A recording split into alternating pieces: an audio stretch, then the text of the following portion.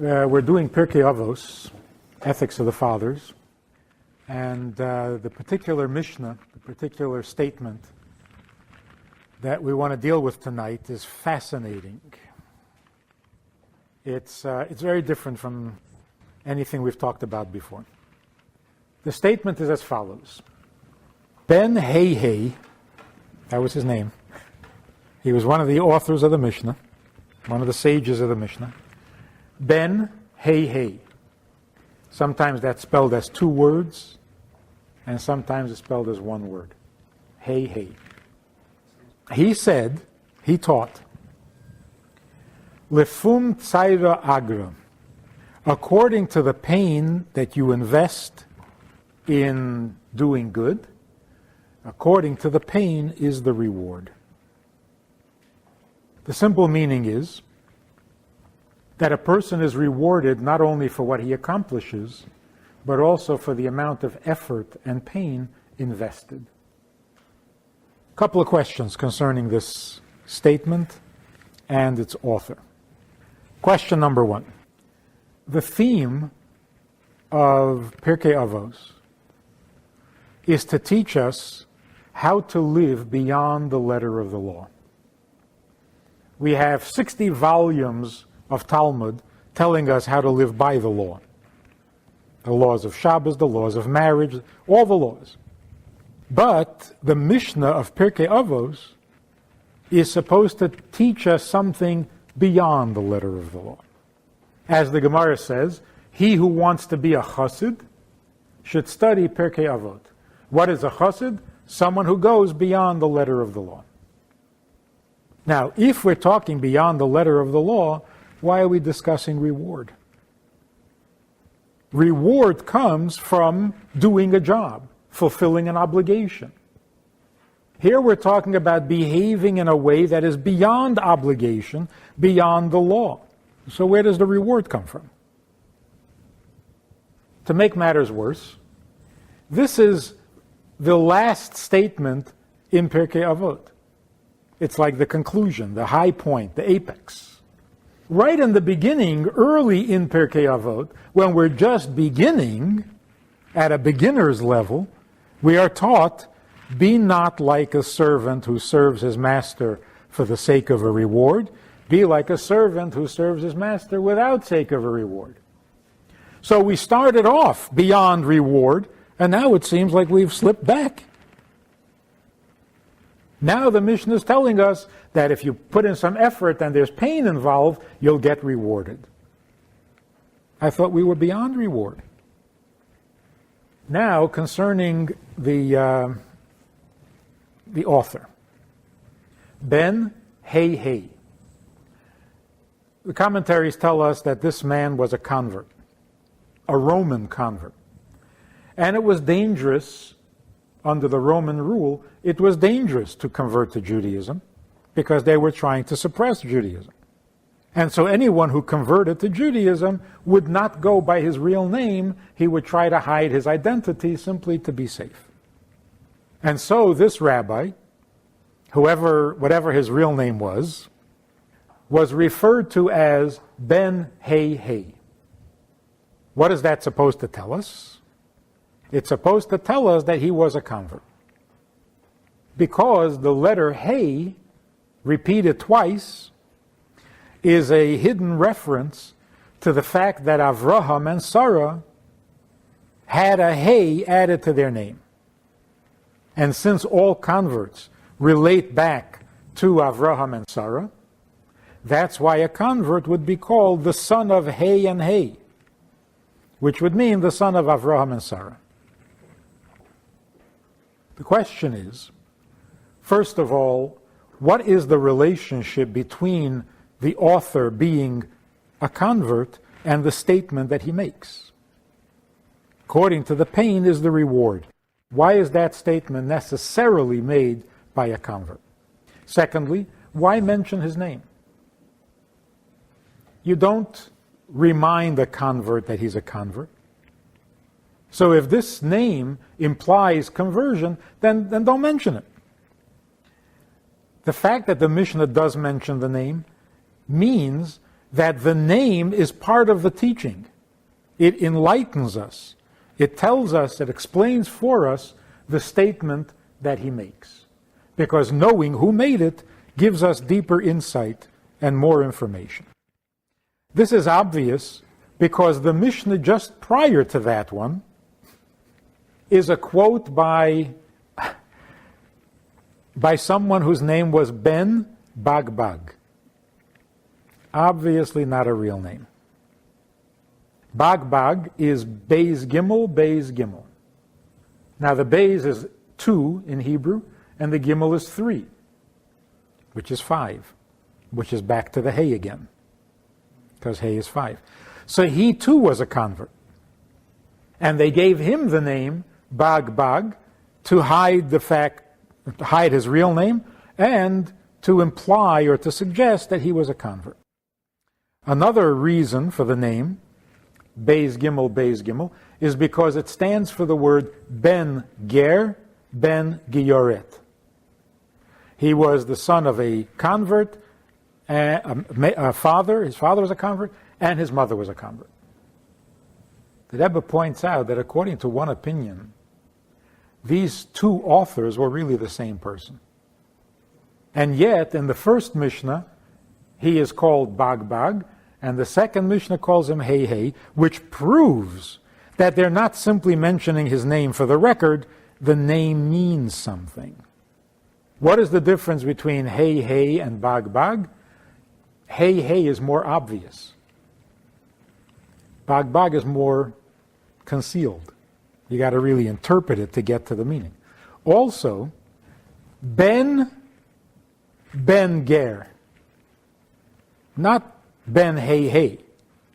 Ben Ger, which means that he himself was not the convert, it was his father. He was born Jewish. But his father and mother were converts. So he's one step removed from convert. He's not the actual convert. Whereas the second name, Ben Hey, implies that he was the convert. He is the descendant of Avraham and Sarah. Or not the descendant, but related directly to Avraham and Sarah. To explain all of this, we have to get back to a very fundamental question. The fundamental question of what is reward? What does it mean? We always talk about reward and punishment. Reward and punishment. If you do a sin, you're punished. If you do a mitzvah, you're rewarded. In the prayers on Rosh Hashanah, Yom Kippur, we keep referring to God as our Father, our King. Avinu Malkeinu, our Father, our King. And in one of the central and repeated prayers in the service, we say to God, if we are your children, then have compassion on us like a father has compassion on his children. And if we are your servants, well, then we are completely dependent on you. We can't do anything ourselves. It's all up to you. So help us like a king helps his servant. Obviously, we're not asking God and we're not demanding a reward for our good deeds. If we say to God, you are our Father, have compassion, you're not asking for payment. You're not implying that you deserve something. You're coming to God like a child coming to his father. You can't come to your father and say, you owe me. That sounds more like a hired hand, an employee. So when we come to God in our relationship with God, whether we are his children or his servant, either way, punishment makes sense. Reward does not. If you don't listen to your father, you deserve to be punished. But if you do listen to your father, you don't deserve a reward. So if your father asks you to do something and you do it, you expect to get paid?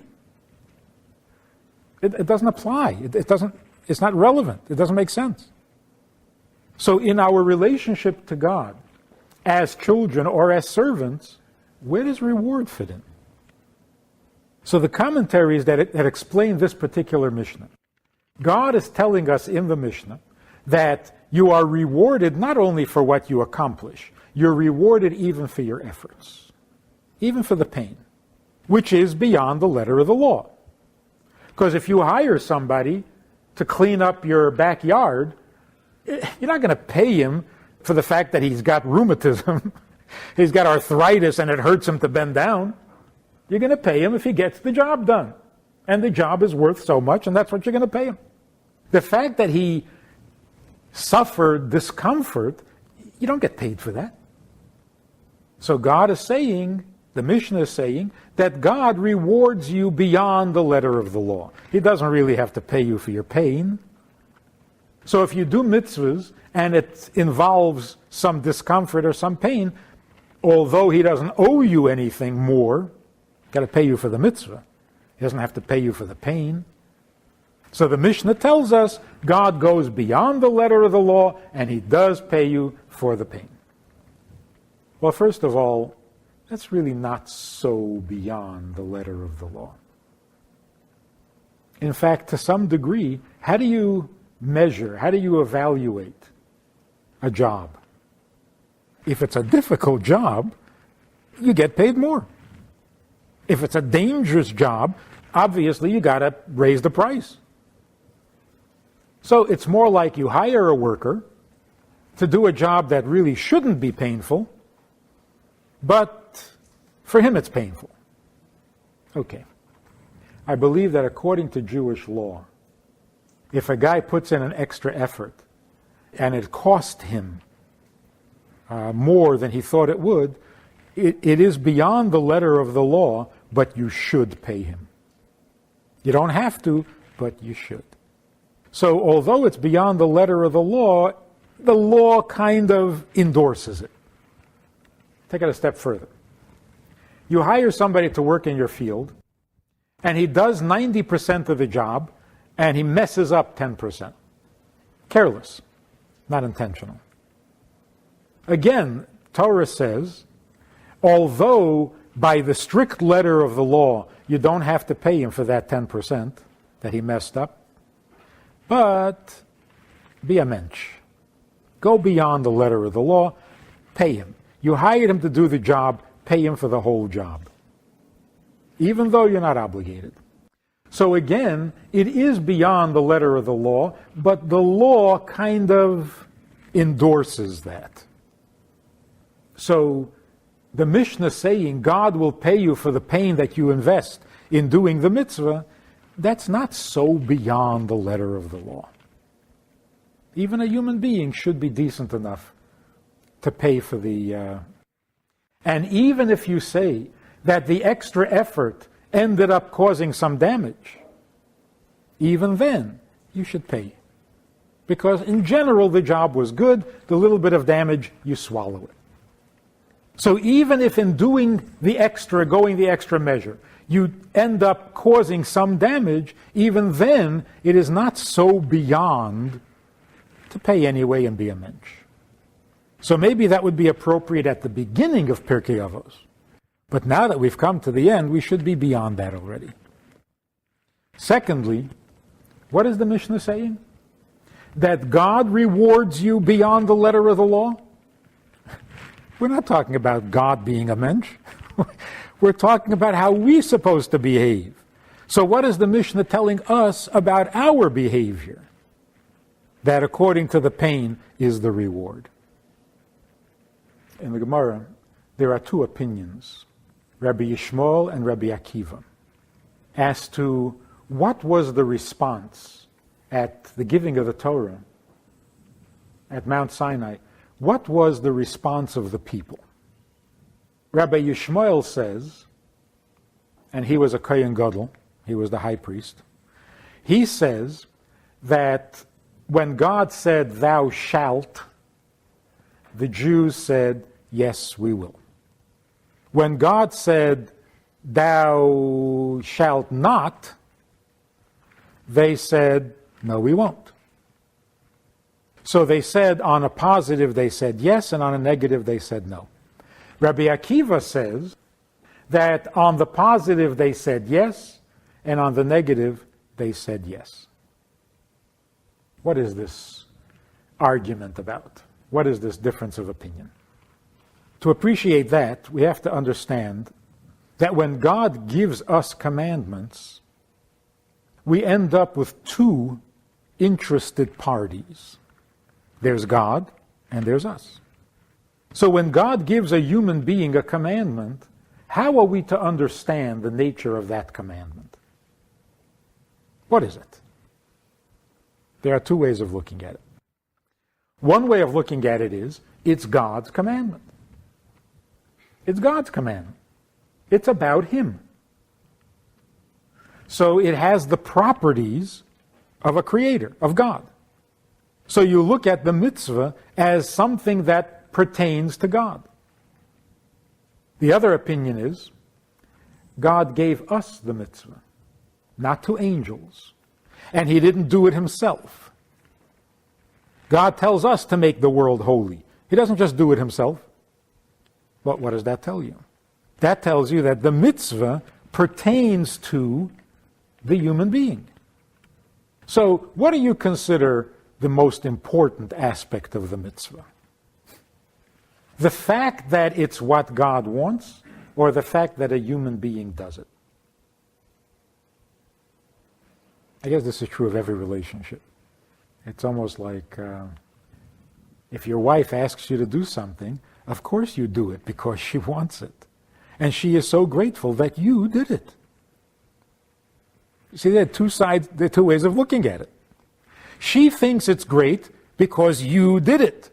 You think it's great because she got it. So, which is the more important, which is the dominant aspect of the mitzvah?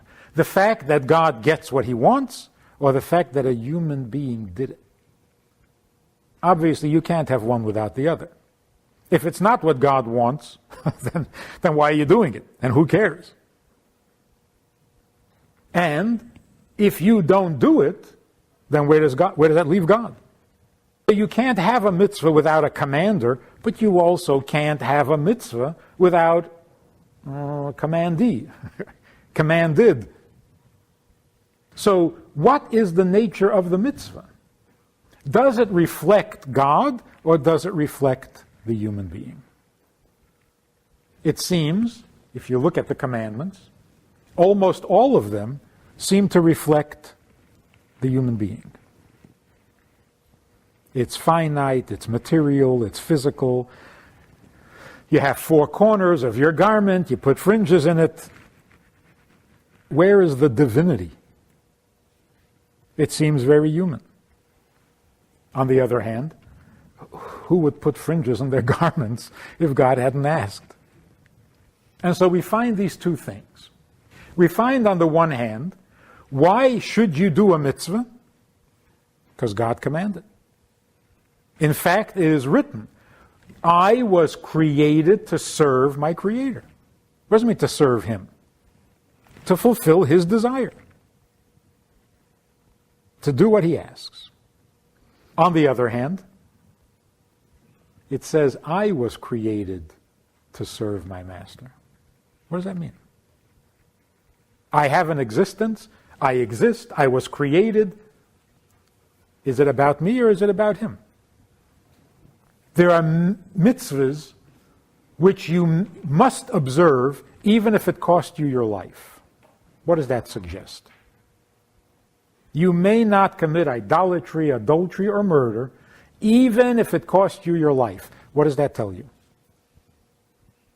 That this is not about you. Even if it means losing your life, well, too bad. This is about God. And God does not want those sins committed, so don't do them, even if it wipes you out.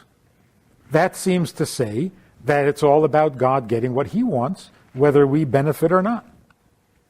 On the other hand, aside from those 3 commandments, all other 610, you're supposed to live by them and not die by them. And as the Rebbe explains it, it doesn't mean don't die. Live by the commandment and don't die doesn't mean don't die. It means do the commandment so that you will live. It's a positive reason. You know what I'm saying? The statement, live by the commandments, don't die by them, means you don't have to die. So if you're starving and you're sick on Yom Kippur, and the doctor says you have to eat, well then eat. Don't die. So it seems to simply be saying survive. The Rebbe says no, it means more than that. Live by them. The mitzvah is there to give you life. Not only don't die, so it's a positive motivation. The mitzvah is there for you. And that's why you shouldn't die. So that seems to be saying that the mitzvah belongs in the realm of the human, not in the realm of God. Because although God doesn't want you to eat on Yom Kippur, but if you have to, then you do. So that you can live. So that seems to be saying that the vast majority of the mitzvahs are basically in the realm of the commanded rather than the commander. This is the two opinions, Rabbi Yishmael and Rabbi Akiva. Rabbi Yishmael says, you look at the commandment as something that pertains to God. And therefore, everything you do is the same. It's all about Him. So it doesn't make any difference whether He says do it or don't do it. Either way, you say yes. Because you're here to fulfill His mitzvah. It's about Him. Rabbi Akiva says the mitzvah has to do with your condition. And therefore, if you hear yes, then you say yes. And if you hear no, you say no. Now, this part of the mitzvah that pertains to the human being, that's the part that has a reward. When you're doing what God asks you to do, then there should be no reward. Like a son obeying his father, there's no reward. So in the beginning of Pirkei Avot, we are told, don't be like a servant who looks for the reward. Do it without the reward. But do what? Serve your master. If you're doing what God asks, then do it without a reward. Because it's about Him. But there's also a part of mitzvahs, a part of serving God that's about you. That exists in your condition. Has human properties. It reflects the commanded, not the commander. There, you do have a reward. And you must have a reward. Otherwise, you're not accomplishing. If it's supposed to be the human condition, like the statement, live by them.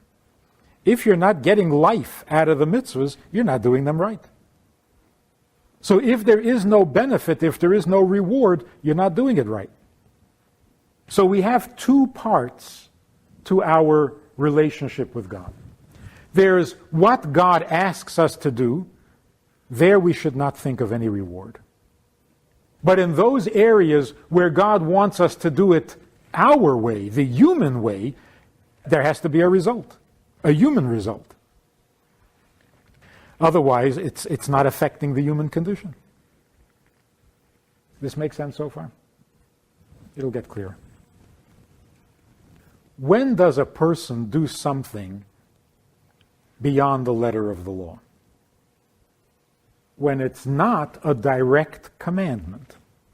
If God asks, commands, that's the letter of the law. Where is beyond the letter of the law? If you're doing something beyond what God, so why are you doing it? You're doing it because something in you moves you to do it. That's why there should be a reward. And it's not a contradiction to serve God without a reward. Of course, if you're serving Him and obeying His commandment, then you don't deserve any rewards. Got to do what you got to do. But if you're doing something more than what He asks, then there is a reward. When do we do more than what He asks?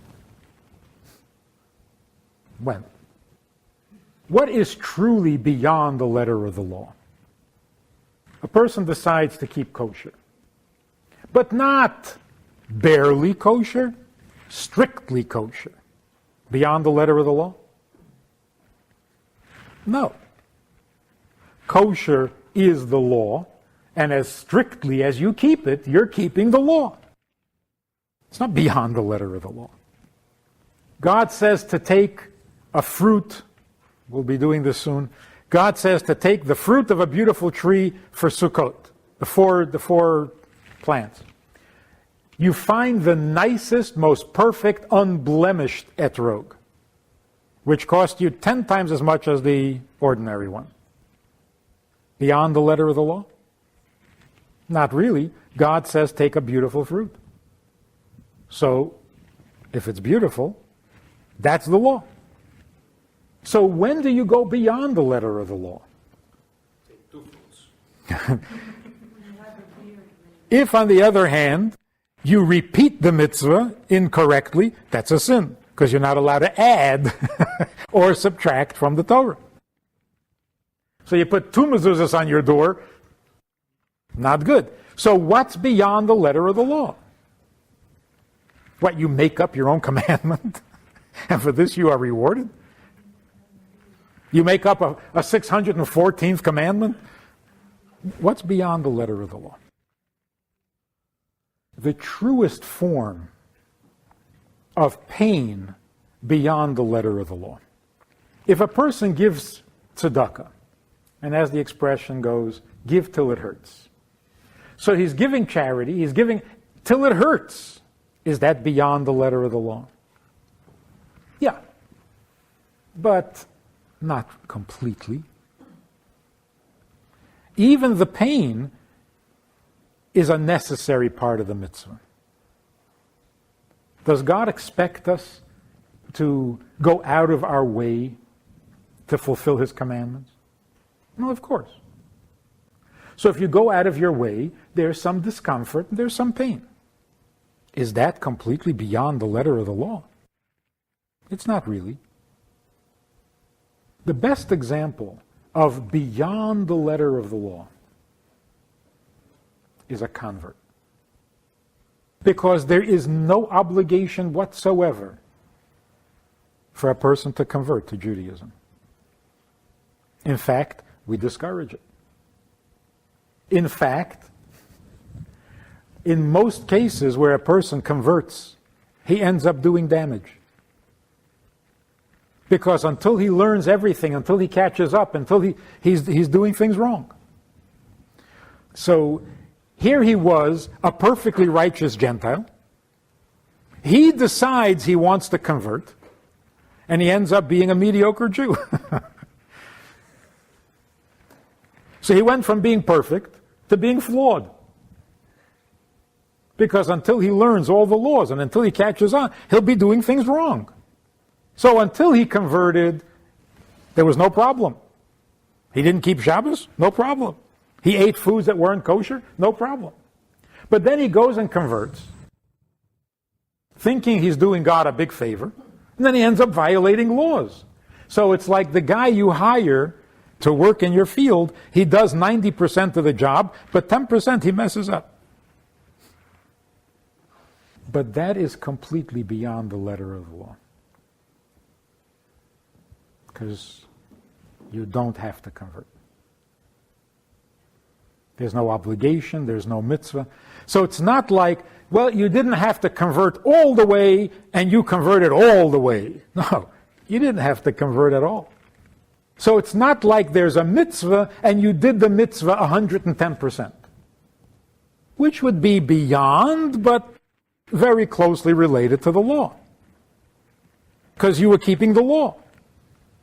Only you were doing it with exceptional devotion. A convert is not keeping any law by converting.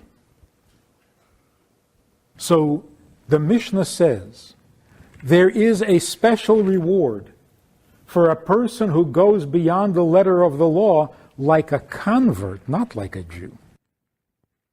Jews do mitzvahs, and they do it well. They do it wonderfully. They do it beautifully. But it's the law. You want to know what beyond the letter of the law is? Ask a convert. What does it mean to suffer pain beyond the letter of the law? Not as part of the law. Not you're giving tzedakah until it hurts. There's pain in the law. The best example is circumcision. There's a lot of pain, but it's the law. It's not beyond the letter of the law. So what pain deserves a reward? A pain that comes from a goodness that you do that you weren't asked to do at all. Now, who would know what that's like? Convert. So this rabbi, who was a convert, who appreciated and understood the value and the virtue of investing pain and effort into godliness, even when you're not asked, he says, as the culmination of Pirkei Avos, the highest level of beyond the letter of the law, he says, try it even though you're Jewish. You were born Jewish, but you should also try to experience a pain that is your pain, not the pain of a mitzvah. And that's the wording, lefum tzara agra. According to your pain is the reward. Not the pain of the mitzvah. Your pain. A pain that you invented. Nobody asked you. For that, you might think that if you do something like that, there's no benefit. There's no point to it. Where's that going to get you? What's that going to do for anybody? So the Mishnah comes along and says, no, there is a benefit, and therefore you should do it. So again, this is not a contradiction to serve God without thought of a reward. If you're serving God, why do you need a reward? The fact that you're doing what God wants, isn't that your reward? But if you're doing something God didn't ask you to do, and you're doing it with such intensity that it actually hurts, you might think, what are you, crazy? What are you doing? What is the point? Here, if there is no reward, then it's a worthless act. You're not doing what God wants. You're doing what you want, and it hurts. Why are you doing it? Like that famous, doc, that hurts when I go like this. So don't go like this. Why are you doing it if it hurts? Nobody asked you to. So the Mishnah says, no, there's something very beneficial about doing beyond the letter of the law when you're not asked at all, if it's moving you in the direction of holiness. Like a convert. The statement earlier, right at the beginning of Pirkei Avos, is Moshe kibel Torah misinai u'masara liYoshua. There's an interesting thing there. Moshe received the Torah from Sinai and he passed it on to Yoshua. There's something inconsistent here. Either Moshe received it from Sinai and Joshua received it from Moshe, or God gave the Torah to Moshe, Moshe gave it to Joshua. But why is it that Moshe received, but Yoshua was given? It's because the Mishnah wants to tell you right from the start. Pirkei Avos, it's not about God. It's about receiving. It's about the condition of the human being.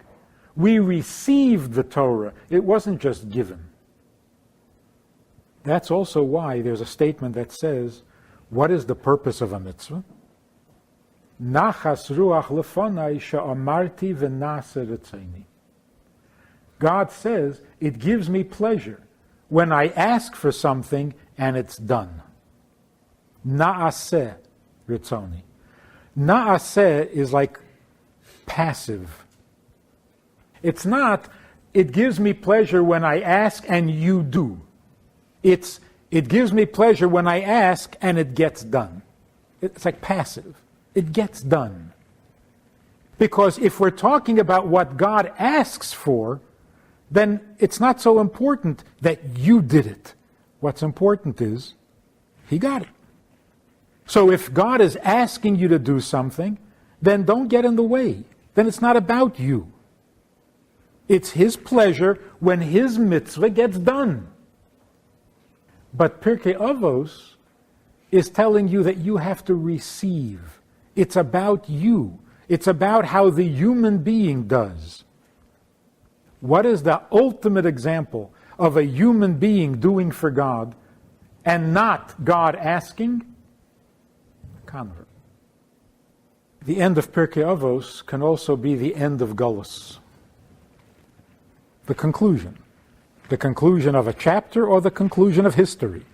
In the conclusion of history, we are told that in the end of days before the coming of Moshiach, there will be many converts. What the Mishnah is saying, in the name of a convert, is that it's not only converts who have to convert. Everyone should be that way. Meaning, if you do a mitzvah when you're not even asked, then you are converting. What would be an example? There's a mitzvah to put a fence around your roof, if it's a flat roof, so that nobody would fall off. There is no mitzvah to buy a house with a flat roof so that you could put a fence around it. But if you do, you're going way out of your way. That's not like keeping a mitzvah 100%. You didn't have the mitzvah. It didn't apply to you. Nobody asked you. But you went ahead and purposely built a flat roof so that you can put a fence around it. You're like a convert. What does it mean like a convert? Anything that is out of your personality, beyond your personality, anything that is out of your frame of reference, and you step beyond it, you step out of your frame of reference, that's called a convert. You've changed yourself. So, Ben Hey says, from my experience I can tell you, there is a wonderful benefit to the pain that you experience when you completely convert the way you serve God.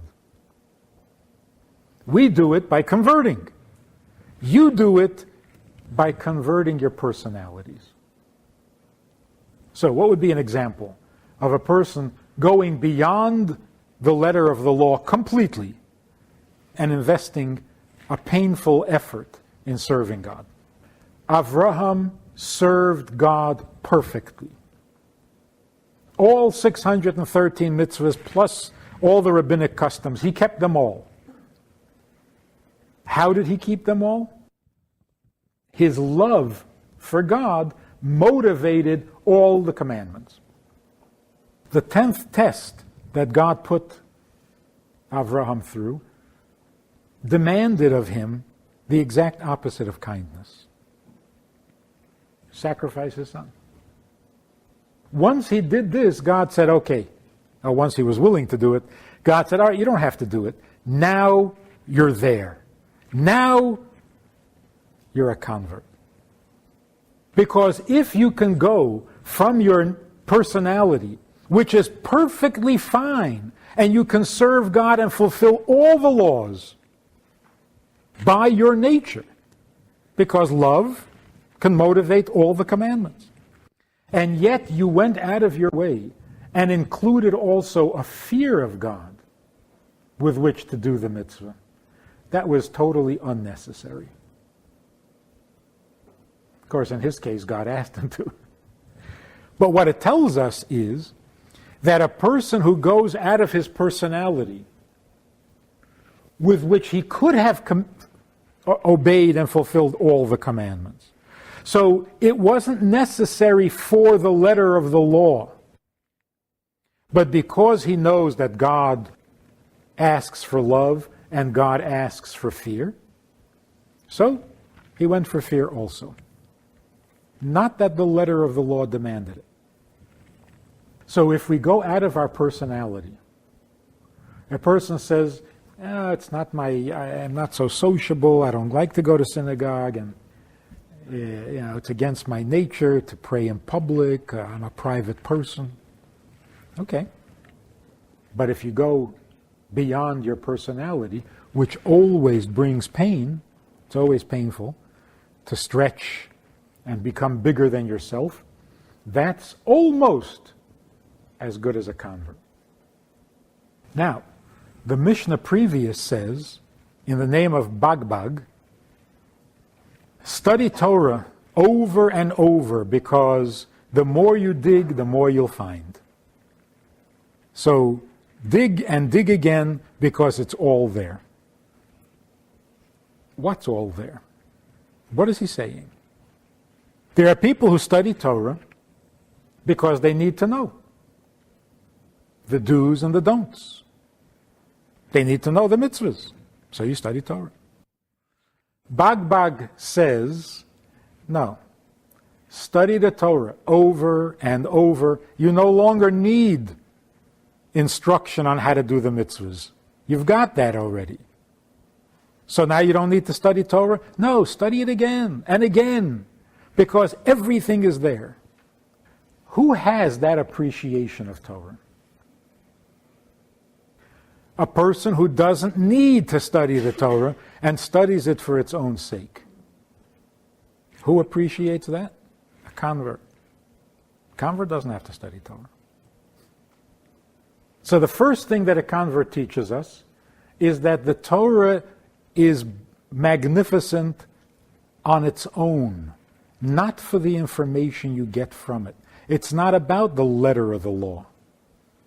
So you study Torah beyond the letter of the law, which means you're not studying to find out what the law is. You already know what the law is.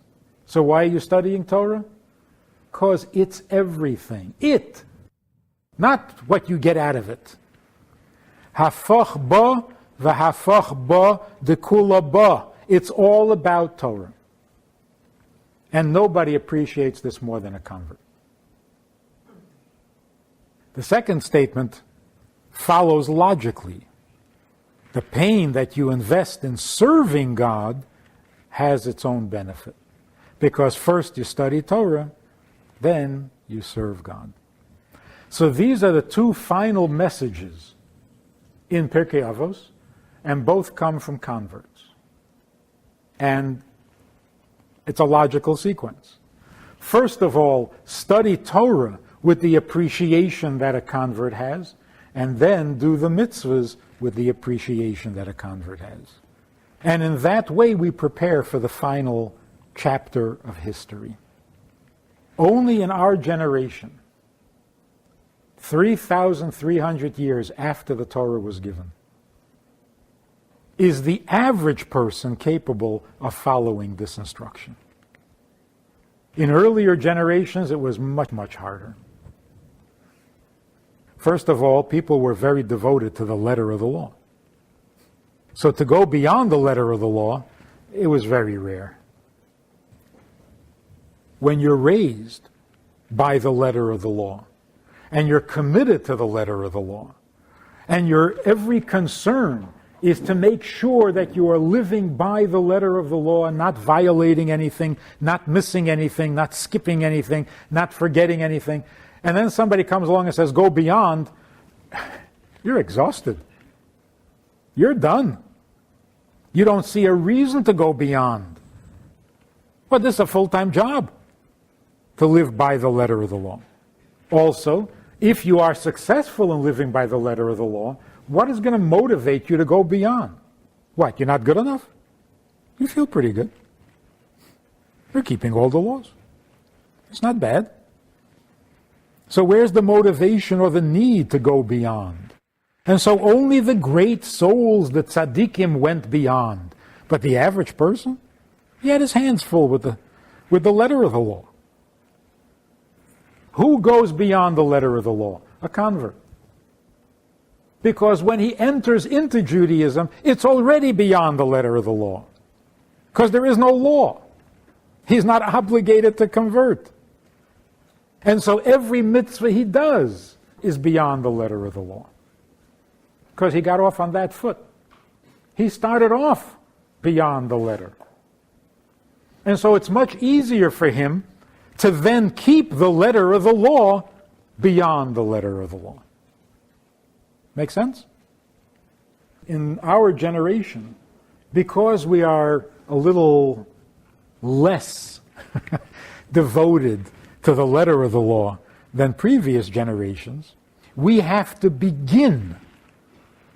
We have to step into Yiddishkeit. Well, if you're stepping in, then you're like a convert. Then you can go straight to beyond the letter of the law. You have nothing stopping you. And you have all the motivation. You're not devoted to the letter of the law. You're devoted to holiness, to godliness. Well, then go beyond the letter of the law. Also, people who are motivated by the letter of the law are people who are raised with it. If you're not raised with it, what moves you to do it? You never hear somebody say, I didn't know anything about Judaism, but I really needed to keep Shabbos. That doesn't happen. If you don't know anything about Judaism, you don't need to keep Shabbos. In fact, this is what most non-observant Jews say when you ask them to do a mitzvah. You say, come put on tefillin. Come take a visit to the mikveh. And they'll say, no, I don't need to do that. I'm not religious. So it can't be that the mitzvah, the letter of the law, moves them to become observant. It doesn't. Then what does? So although they are obligated, unlike a convert, because they're born Jewish, they are obligated to keep the commandments, but in their experience, there is no such obligation. In their mind, they're not aware of any such obligation. People think if you're Reform, then you're exempt. If you're Orthodox, then you have to. But if you're Reform, you don't have to. So when a person who believes that he has no obligation decides that he's going to become observant, isn't that like a convert? So what motivates him? Something beyond the letter of the law. And that's the nature of tshuva. What does tshuva mean? Repentance, return, whatever. I violated the law. I committed sins. Why? Because the law doesn't impress me. But now I'm doing tshuva. Where's that coming from? If the law is not important enough to me for me to keep the law, which is why I violated it, what's motivating me to repent? Something beyond the letter of the law. Something about the condition of a Jew that has nothing to do with laws. Well, if that's how you're starting, well then don't slip back. There are people who start off, they become Baalei Tshuva, they become newly observant, they take on all of Judaism, and then start getting limited to the letter of the law. Well, I don't have to do all of it, I'll do a little. I don't have to keep completely kosher, I'll just keep kosher. Wait a minute, you started off beyond the letter of the law, and now you're nitpicking? This law, that law, a little bit less. You sound like you were always religious. That's for people who are always religious. But if you're starting off new, beyond the letter of the law, don't slip back. Don't go backwards. So this is what the Mishnah is saying. Like a convert who starts off beyond the letter of the law, they can then go on to keep every law beyond its letter. That's how every Jew should be. And when is it most likely, when is it most convenient or available to the average Jew to be that way? In the end of history. When all we have left, really, is beyond the letter of the law, because we've lost the law. We were not raised religious. So if we're going to do the mitzvahs at all, it's going to be because of something beyond the letter of the law. So the Mishnah tells us, don't lose it. That's the greatness of the statement. This man was a convert. Converting was beyond the letter of the law. But once you become a Jew, well, then you got laws. So he said, no, I didn't let that happen. I started off beyond the letter of the law, and now that I'm a Jew, I'm staying beyond the letter of the law. I appreciate when I invest my pain, now as a Jew, my pain, not the pain of a mitzvah, beyond the letter of the law. And in that way we prepare the world for Mashiach. Actually, the custom of studying Pirkei Avos is from the Shabbos after Pesach until Rosh Hashanah. The whole summer, basically.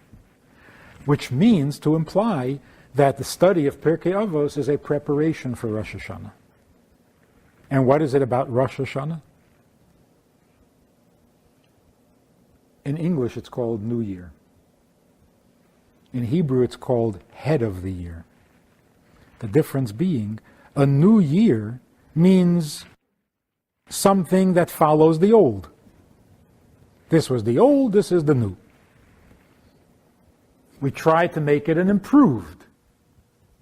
The new year should be better than last year. New and improved. But it's still related to the past. It's new compared to the old, and it's improved over the old. Now, if you have a really lousy year like last year, improved, that's not much. Better than last year wouldn't be much. A little tsunami, a little hurricane, what are we going to have here? It's the head of the year.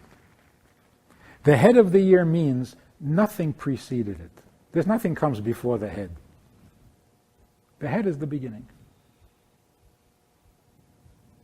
That's like a convert. There's nothing before. That's why the study of Pirkei Avos is a preparation for Rosh Hashanah. So that when Rosh Hashanah comes along, we won't just be a little better than last year. That's according to the letter of the law. Good, better, best. Here we're talking about something completely different. Here we're talking about a beginning, not an improvement. And when you're beginning, well, then there's no limit. Then why not go straight to beyond the letter of the law? Why not go straight to the top? The bottom isn't working so good, so let's go to the top. We've lost a lot of the letter of the law, so let's go beyond the letter of the law and repair it from the top, not from the bottom. So when we orient ourselves beyond the letter of the law, it's a whole new thing. It's not new compared to the old. It's not a new year. It's a new life. Brand new, born, converted. It's a beginning, not an improvement. So when we go beyond the letter of the law, then even when we're keeping the law, it has a whole different flavor. It's got a whole different flavor. So there's this guy climbing a mountain, and it's a hot day, and he's got this huge sack on his back, and he's panting, and he's sweating, and he's complaining, and he's krechting. And if you come to him and say, "Can I lighten your burden?" he would be very glad. On the other side of the mountain, there's another guy climbing, and he's got a big sack on his back, and it's hot, and he's sweating, and he's singing a song, and he's in a very good mood. And if you say to him, "Would you like me to add to your burden?" he would say, "Sure." What is the difference? The difference is the guy on the first side of the mountain is schlepping rocks up the mountain. The guy on the other side is schlepping diamonds. Now, they're both schlepping heavy sacks, and they're both doing what they need to do. But there's a huge difference. To one, it's stones, and it's a burden. And to the other one, it's diamonds, and it's a pleasure. So to the first one, he would like to have a few rocks removed, and the other one would like to have a few diamonds added on. That depends on whether you're going by the letter of the law or beyond the letter of the law. If it's beyond the letter of the law, then the law itself becomes light, becomes diamonds, becomes buoyant. So that when you you're schlepping the burden, you're carrying the weight, but it's a living weight. If you start off by the letter of the law, then eventually it becomes heavy. And you got to struggle just to keep the letter of the law. And for that you will be rewarded. But what kind of life is that? So, the Mishnah says, it's a new year, start a whole new relationship. It's not the letter, it's beyond the letter. And then when you keep every mitzvah, every individual mitzvah feels like beyond the letter of the law, even though it is the law. But that's the flavor you've given it.